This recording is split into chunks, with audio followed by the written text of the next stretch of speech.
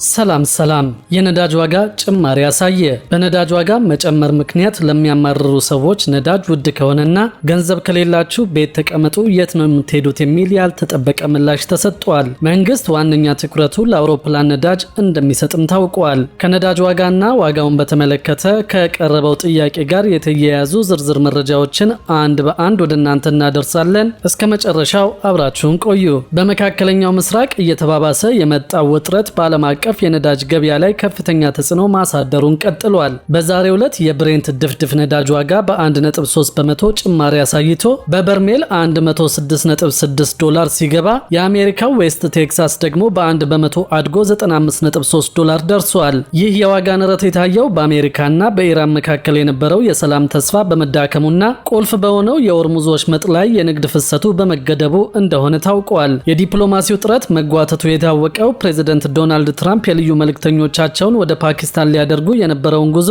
መሰረዛቸውን ከገለጹ በኋላ ነው። በተጨማሪም ፕሬዚደንቱ በሆርሙዝ ወሽመጥ ላይ ፈንጂ በሚጥሉ የኢራን ጀልባዎች ላይ እርምጃ እንደሚወሰድ በሰጡት ጠንከር ያለ ማስጠንቀቂያ ምክንያት በገበያው ላይ ስጋት እንዲነግስ አድርጓል ተብሏል። በአሁኑ ወቅት ኢራን የባህር መስመሩን በከፊል የዘጋች ሲሆን ዋሽንግተንም በኢራን ወደቦች ላይ ማዕቀብ መጣሏ የነዳጅ አቅርቦቱን እጅግ እንዲቀንስ አድርጎታል። ይህንን የጂኦፖለቲካ ቀውስ ተከትሎ ጎልድማን ሳክስ የነዳጅ ዋጋ ግምቱን ከፍ እንዳደረገውም ታውቋል። ከዚሁ ከነዳጅ ዋጋ ጋር በተያያዘ ዋጋው እየጨመረ ነው ለሚሉ ሰዎች ገንዘብ ከሌላችሁ ቤት ተቀመጡ የሚል አነጋጋሪ ምላሽ ተሰጥቷል። በምስራቅ አፍሪካ የነዳጅ ዋጋ መናር የፈጠረው የኢኮኖሚ ጫና በዜጎች ላይ ከፍተኛ ቅሬታ እያስከተለ ባለበት በዚህ ጊዜ የዩጋንዳው ፕሬዝዳንት ዩዌሪ ሙሴቬኒ የሰጡት አስተያየት እሳት ላይ ነዳጅ መጨመር እንደሆነ ተቆጥሯል። ፕሬዝዳንቱ በቅርቡ በናይሮቢ በተካሄደው የ2026 አፍሪካ ዊ ቢልድ ሰሚት ላይ ባደረጉት ንግግር በዋጋው መጨመር ለተማረሩ አሽከርካሪዎች የሰጡት ምላሽ እጅግ ቀጥተኛና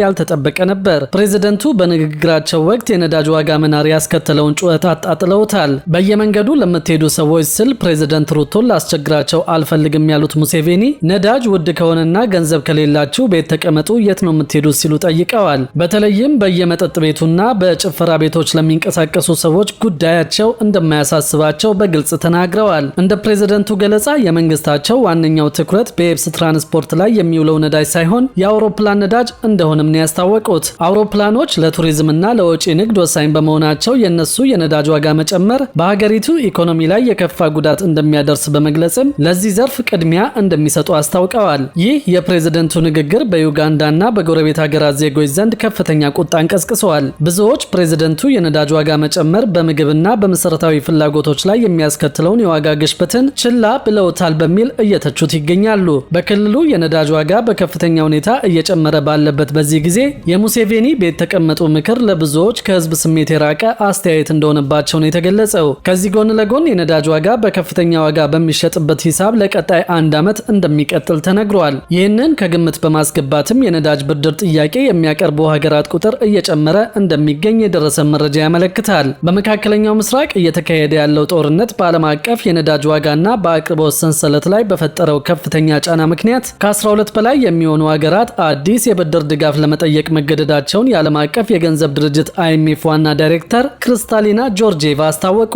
ዋና ዳይሬክተሯ በዋሽንግተን ዲሲ በሰጡት መግለጫ በተለይም የሰሃራ በታች የአፍሪካ ሀገራት ለዚህ ቀውስ ማስታገሻ የሚሆን ከፍተኛ የገንዘብ ድጋፍ እየፈለጉ መሆኑን ጠቁመዋል። እንደ ድርጅቱ ግምት ጦርነቱ ያስከተለውን የኢኮኖሚ ድንጋጤ ለመቋቋም ከ20 ቢሊዮን እስከ $50 ቢሊዮን የሚደርስ ተጨማሪ የፋይናንስ ፍላጎት ሊኖር እንደሚችል የተገመተ ሲሆን ይህም አዳዲስ የብድር ፕሮግራሞችን መቅረጽን ወይም ነባር የብድር ስምምነቶችን ማሳደግን ሊያካትት ይችላል። በተለይ የሆርሙዝ የንግድ መስመር መስተጓጎል በዓለም አቀፍ የንግድ ፍሰት ላይ የሚያሳድረው ተጽዕኖ አሳሳቢ መሆኑን የገለጹት ጆርጂየቫ ጦርነቱ በአፋጣኝ ቢቆም እንኳን የነዳጅና የጋዝ አቅርቦት ስርጭት ወደ ቀድሞ ሁኔታው ለመመለስ ረዥም ጊዜ እንደሚወስድበት አስገንዝበዋል።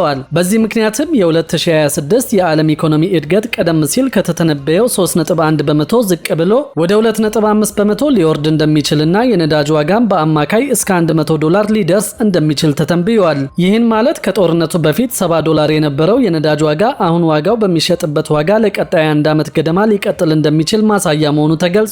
ከዚህ ጎን ለጎን የባህረ ሰላጤው ጦርነት ኢትዮጵያ በጀመረችው የኢኮኖሚ ማሻሻያ ግብ ላይ ጫና እንዳያሳድር ስጋት መኖሩ ታውቋል። አሜሪካና እስራኤል ኢራን ላይ በከፈቱት ጦርነት ምክንያት በባህረ ሰላጤው የተፈጠረው ችግር በኢትዮጵያ የኢኮኖሚ ማሻሻያ ትግበራ ላይ ጫና እንዳያሳድር መሰጋቱ ታውቋል። የኢትዮጵያ ብሔራዊ ባንክ ገዢ ዶክተር ኢዮብ ተካልኝ እንደገለጹት የባህረ ሰላጤው ግጭትና የሆርሙዝ ሰርጥ መዘጋት በኢኮኖሚ ማሻሻያ አጀንዳው ላይ ጥላ አጥልቷል ሲሉ ገልጸዋል። ቀደም ሲል የኢኮኖሚ ባለሙያዎች የነዳጅና የማዳበሪያ አቅርቦት በሆርሙዝ ወሽመጥ መዘጋት ሳቢያ መስተጓጎሉ የኢኮኖሚ ማሻሻያው ላይ ጫና እንደሚኖረው መግለጻቸው ይታወሳል። ዶክተር ኢዮብ የወቅቱን ሁኔታ ከባድ ጊዜ ነው ሲሉ የገለጹ ሲሆን እንዲያም ሆኖ ማሻሻያውን ከሚደግፉት አጋሮች ጋር በመተባበርና በመግባባት ሁኔታው የሚፈጥረውን ጫና ለማጣጣምና ማሻሻያው ግቡን እንዲመታ ለማስቻል ንግግር መጀመሩን ገልጸዋል። ይህንን ችግር እንዴት አልፈን የረጅም ጊዜ ግባችንን እናሳካ የሚለው ላይ ነው ትኩረቱ ያሉት ገዢው ብልጠት የታከለበት የችግር መውጫ መፍጠር እንደሚገባ ነው ያሳሰቡት። ኢትዮጵያ በ2017 ዓ.ም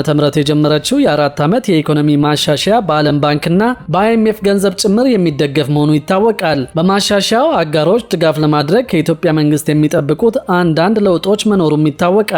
ከነዚህ ለውጦች መካከል የነዳጅ ድጎማን ማላላት፣ የመንግስት ገቢን ማሳደግና ኢኮኖሚውን ለውጭ ተዋንያን መክፈትን ጨምሮ የውጭ ምንዛሪ አስተዳደሩን በመሰረታዊነት መቀየር የሚጠቀሱት ናቸው። ሆኖም የወቅቱ ሁኔታ መንግስት በተለይ ከውጭ ምንዛሪ ፍላጎት፣ ከዋጋ ግሽበትና መሰል ሁኔታዎች አንጻር ጫና እንዳይፈጥር አንዳንድ ማሻሻያዎችን ሊያዘገይ እንደሚችል ባለሙያዎች እየገለጹ ነው። ለምሳሌ እንኳን በበጀት ዓመቱ ለነዳጅ የሚደረገው ድጎማ ከ100 ቢሊዮን ብር እንደማይበልጥ ለአጋሮች የተገለጸ ቢሆንም ከወዲሁ 270 ቢሊዮን ብር ለነዳጅ መደጎሙን መንግስት ይፋ አድርጓል። በተመሳሳይ እየወረደ የሚገኘው የዋጋ ግሽበት ተመልሶ እንዳያድግም ለመቆጣጠር አንዳንድ እርምጃዎች ሊወሰዱ እንደሚችሉ ነው የሚገመተው።